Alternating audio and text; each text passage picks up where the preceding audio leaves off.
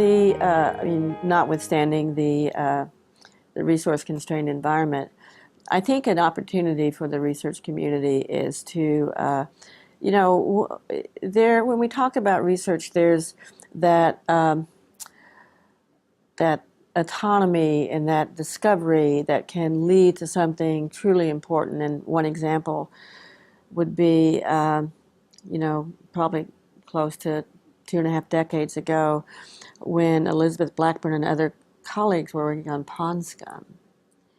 And there was, you can imagine the derision of what are we going to learn from pond scum. And here now we have new understanding of how cells work. We have new therapeutic strategies for cancer. We have a fundamental understanding of that protective cap on chromosome, the telomeres. And so that's an important breakthrough that was started from just being interested in looking at processes in pond scum.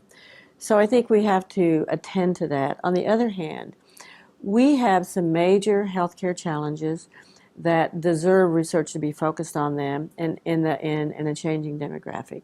So when we think about Alzheimer's disease, with a changing demographic, and in 2013, I think there were 5 million people diagnosed with Alzheimer's.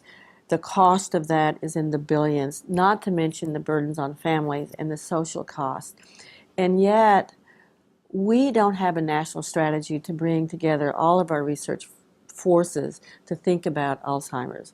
We have childhood obesity, and while we're making some small gains in childhood obesity, the molecular understanding of what's going on, the interaction with genes and environment and foods and nutrients, we have to get our arms around that. I mean, it's much more complicated than kids are just eating too much.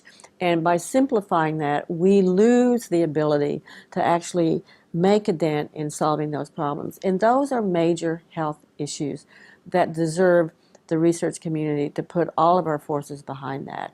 And I think that's a challenge within our community that we should come to grips with. I mean, childhood obesity, of course, cardiovascular disease, emerging infections. We live in a global environment now, Alzheimer's disease.